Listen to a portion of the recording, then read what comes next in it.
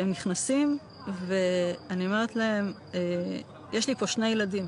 הדבר הראשון שאני אומרת להם... בעברית? לא, באנגלית. הם מסתכלים, ואז אחד אומר לי באנגלית, אל תדאגי, אני מוסלמי, אנחנו לא נפגע בכם. זה תפס אותי מצד אחד בהפתעה, מצד שני זה הוריד לי הרבה לחץ, וישבתי עם הילדים שלי. אחד מהם רואה על השיש בננות, אומר לי, אפשר לאכול אחת? אמרתי לו, כן, אתה יכול לאכול אחת. הם היו אצלי בערך 2 שעתיים. בסוף 2 השעתיים האלה, אחד מהם סוגר לי את דלת הממ"ד, והם יוצאים. זהו. וזהו.